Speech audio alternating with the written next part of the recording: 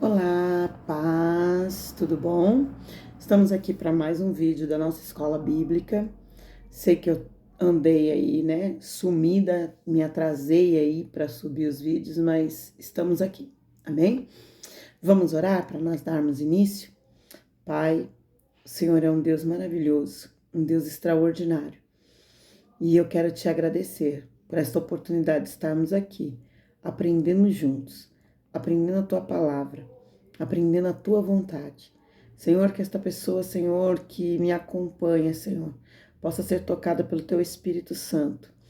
Possa, Senhor, abrir a sua mente e seu coração para o aprendizado que o Senhor tem para nós. E que o teu Espírito Santo nos conduza durante esta aula. Assim eu oro em nome de Jesus. Amém. Amém? Glória a Deus. Então, nós vamos dar continuidade aqui na nossa aula número 2, né? Onde nós estávamos falando aí, né? O que é ser membro de igreja, né?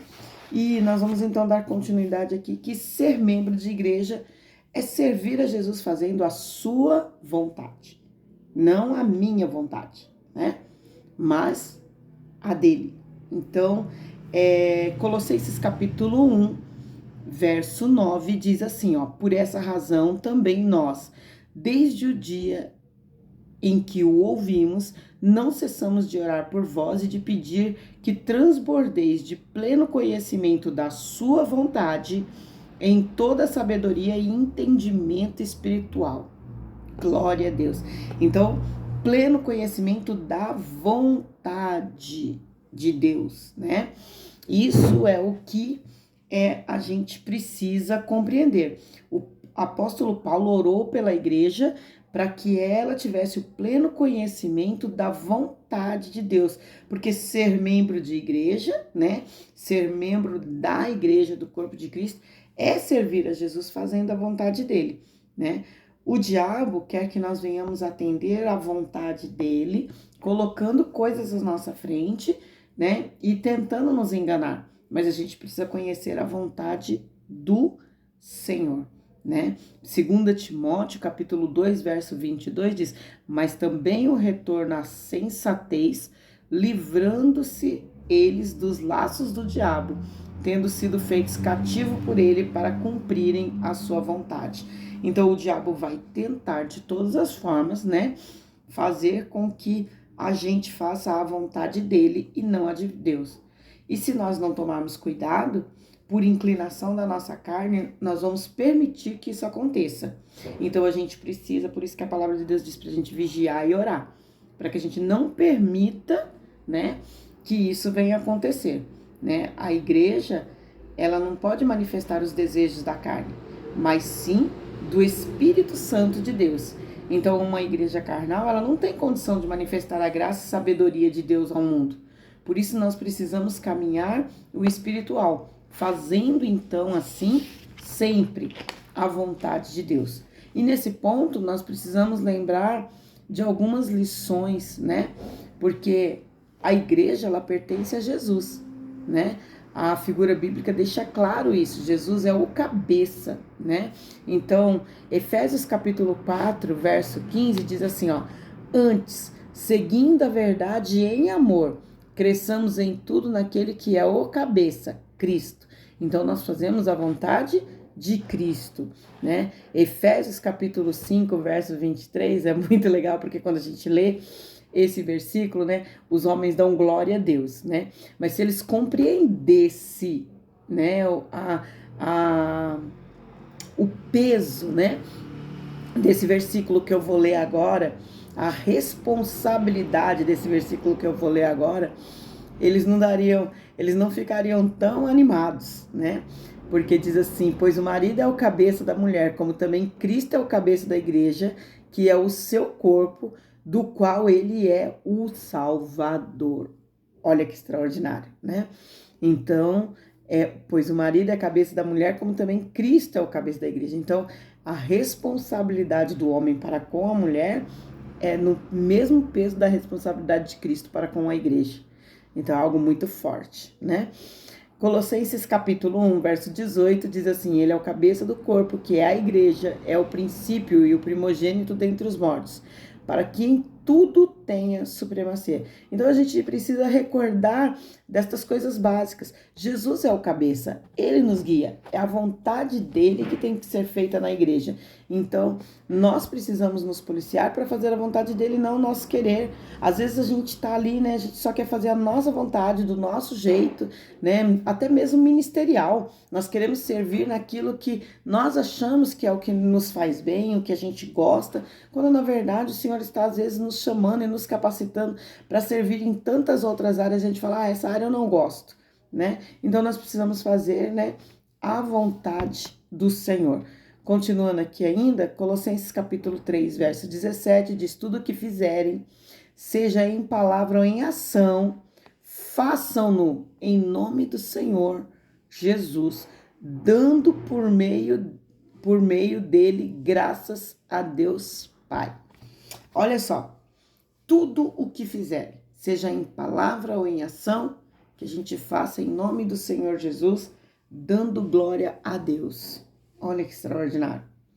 Então, a cabeça comanda o corpo e ela dá direção, controle a todos os membros. Então, todos os membros estão sujeitos ao cabeça.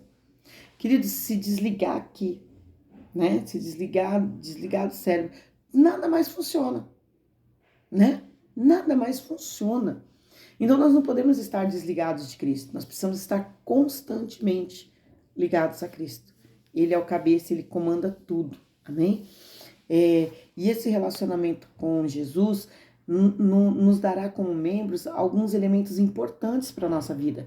Quando a gente tem esse relacionamento com Jesus e a gente entende que a gente é membro de uma igreja, que nós somos membros do corpo de Cristo, isso nos traz algumas coisas muito fortes. Por exemplo, eu entendo que eu tenho uma identidade. Qual é a minha identidade? Qual é a sua identidade?